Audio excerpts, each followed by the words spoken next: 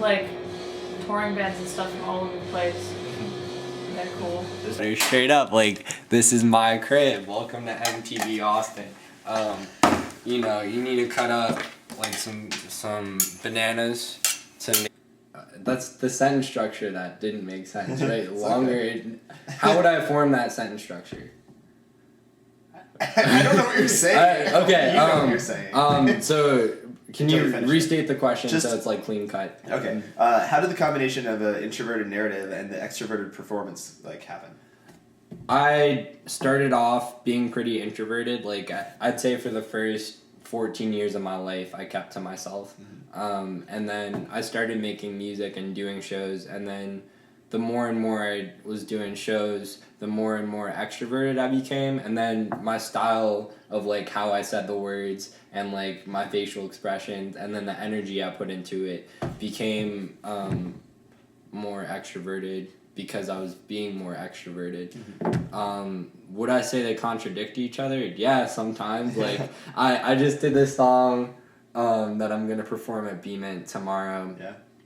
And I'm like, the first line's like shouting like, my grandpa died but he ain't never ever left. You can see it in my eyes, you can smell it on my breath. Heart beating down my chest, ego cardiac arrest, yeah. Eat, then I flex, yeah. So it's like... Yeah, the juxtaposition's really cool. The lyric writing process has changed a lot over time, and it sort of flip-flops between writing from a very personal perspective and writing from what I feel is expected within the genre that I'm writing. And I like the personal one more because it's easier to sort of come to that place, and they mean more from like a long-standing point. But then there are other points where it's sort of like this poser mentality of like, is this like a good lyric in the sense that it's not too direct or it's not too vague, but the best is when it just all comes out at once and I don't have to second guess what I'm writing. And it's all about the current situation. And with the process of writing lyrics, again, going back to the current situation, which is where we were right then, it's all about the positions you put yourself in. So if you when I make my life more interesting, I'm able to write better lyrics because I have more resources to draw from. So I always do things, I ask myself the question, I'm like, will this matter in 5 years? Like, can it negatively impact me? And the answer is almost always no. So the second question I ask myself is, what's going to make for the better story? And that's what I sort of go from. So and then sort of hold my beer kind of lifestyle. Yeah.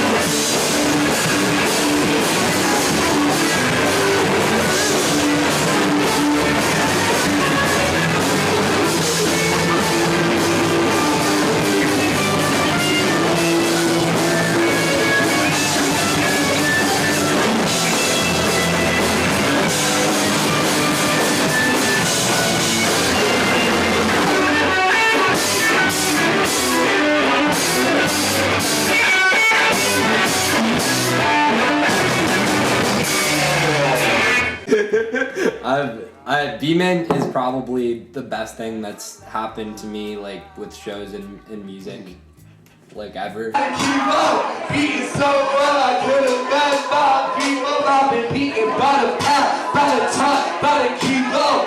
Eating so well, I could've met my people. Now eat, I'm so cold, I'm feeling good. Eat, I'm so cold, I'm feeling good. I think it's really important. I think that the scenes are pretty boring. Like, I mean, not I like agree. the rap scene. I can't speak for like the punk scene because I'm only recently getting into it. Oh yeah, the punk scene is kind of boring, especially in Connecticut because it's just all emo bands. Yeah, like the rap scene, I can speak for it. It's really boring. Like, Connecticut's dry. Oh, Connecticut, I bet. And like even New York, honestly, in my opinion, is pretty dry. Like, outside of like the like lo-fi producers that are like kind of not cool.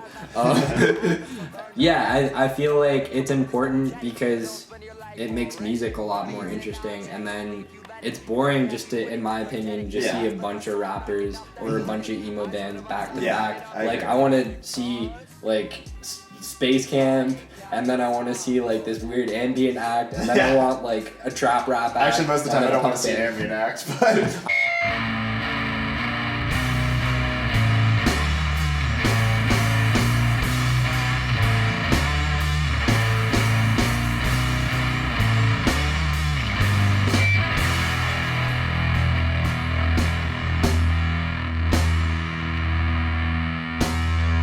You are booking shit. What goes into the curation of your artists?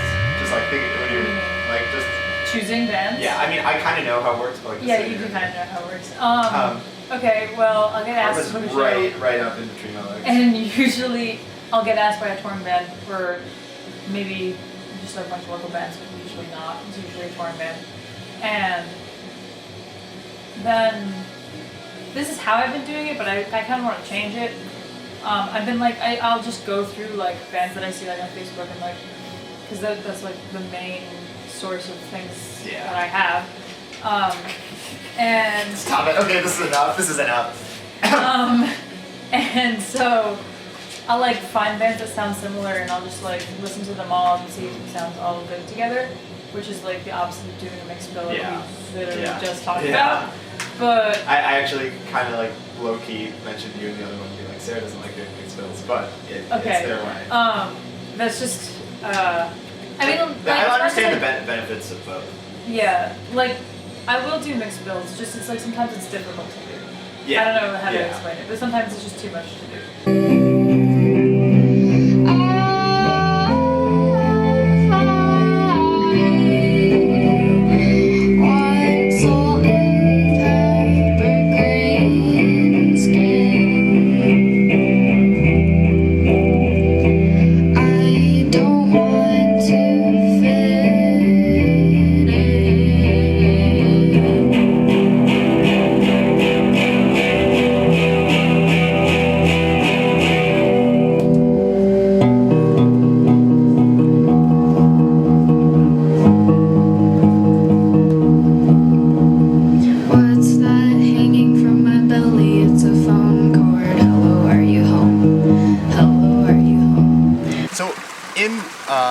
In music, community, punk, etc. What are some current trends that are happening that you like? Current trends that are happening that I like. I like the trend of good music coming out in 2016. I think that's a good one. That's a trend that should stay on the. There was not that much good music in 2015. Yeah, 2015 was like pretty bad, honestly. I think I liked two, maybe three records that came out, and that was not one of them. Just quick diversion. What are the three records?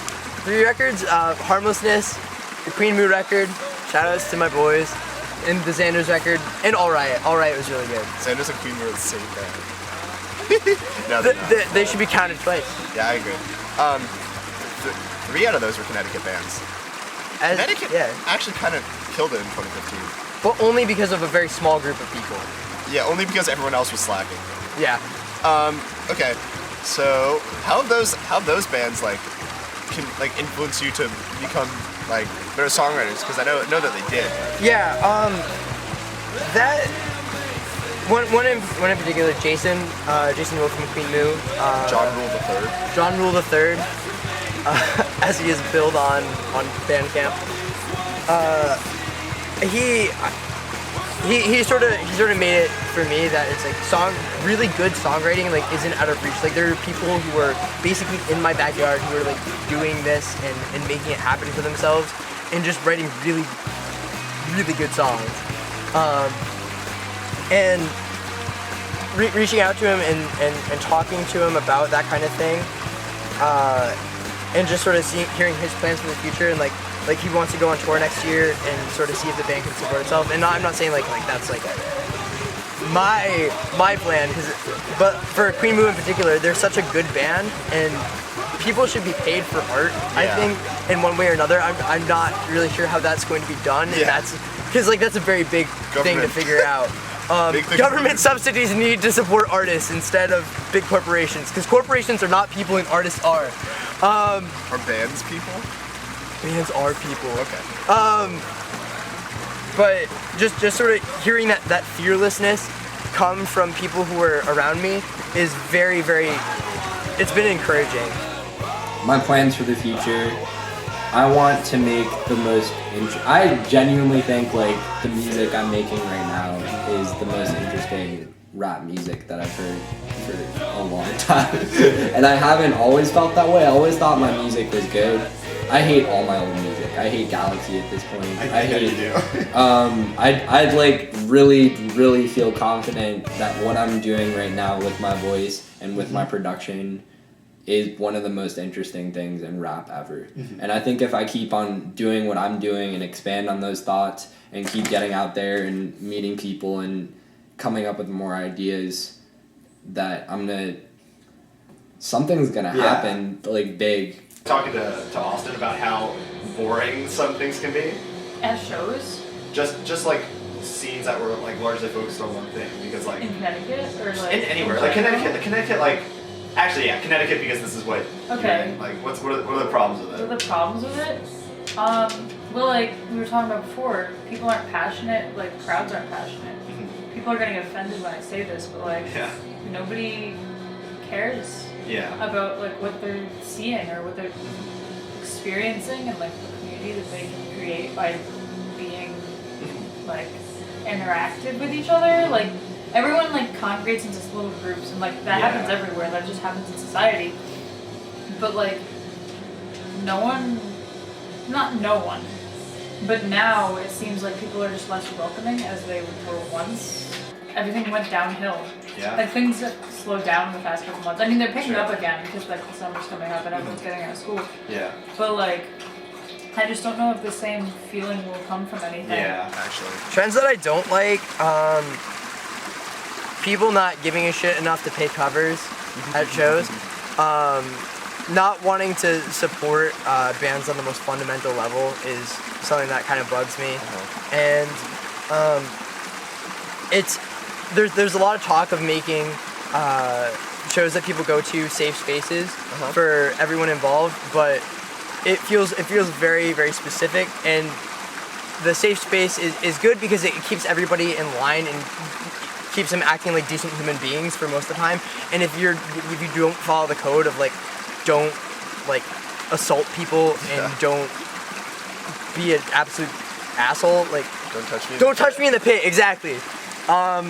Like if you follow those rules, then you'll be like moderately accepted, and if you don't, you're out. Like people will cut ties with you, and I think that's great. But people just need to be friendlier in music together, because there's no way that you can really build a community if you don't really get out there and interact. So I try to do a lot of that, but it feels weird in some situations because I'll get that glare a lot of the time where it's like you're socializing at the gig. What are you doing?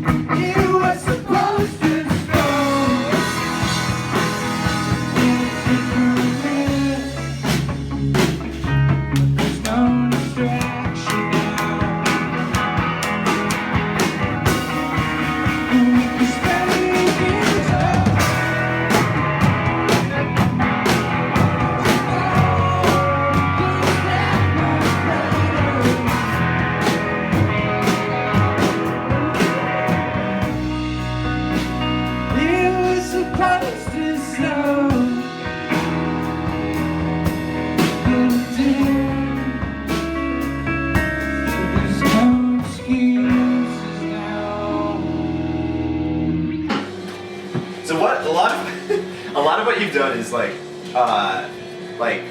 basically festered a like a community, like a younger community in the like music scene, and dominated by like 20-somethings who want to get wasted and are sad all the time. Yeah. So, so what is the importance of the community What is the in importance music? of that? In music and art, like how do you think that affects the music being made or art? Well, I mean, younger people need to be into art because without it, then it'll just end and die off. So that's important. And also, like, if younger people didn't appreciate music or art or whatever, then it would be kind of bland. Like everything would Sure. be. Even though rock music is an old man's game, it's also not. This is a question I'm coming up with off the top of my head. What do you think? It's that it still has life continuing with youth just for. Absolutely. I hate the idea that art is finite and sort of has a lifespan. Because there are always new ideas to bring to the table, and any sort of fundamental composition comes down to the same elements. It's notes and it's rhythm. Yeah. And without harmony and rhythm, you don't have music. But the thing is, compositions can be applied in any setting, and that's sort of what creates genres. And the instrumentation and the choices of texture that you use is what really allows things to blossom. And I think that the sort of the rawness and occasionally aggression. Like I'm thinking of Pile right now because they have a lot of really detailed compositions that are just guitars, but it draws you in because the compositional devices are so deviant from the norm. Like, your shows are kind of like one of the main ways to like, you can choose what art you think and what music you think is good, and you can put it out there, and people will come because of like, because of just other bands playing, and you can like push out like the people you like. What do you think about that? The fact that I have that capability, it's weird, honestly, because when I came into this, there were more people doing things. So now it's kind of dwindled down to me, and that's kind of like... That's a little scary. A little scary, a little bit, I remember last time we hung out, we talked about like that happening and being the kings, but I don't think it's really that great. It's not really that great. Like, I mean, it is, I guess, in a way, but also, like, I feel bad because I get so many people who want to play shows because people want to play shows, and I can't do them all. True. Like, I'm still in high school, and it's still, like, the end of the school year, and I'm gonna be going to college. I mean, not for another, like, 3 years, but... like I have to focus on school. Like, that's like my main priority, and getting a job and like doing things with my life rather than this. But like it is a big important part of my life because I want to do this for the rest of my life, and I have to make it. I have to stop looking at it as a hobby. And more of as a actual business. Which is weird.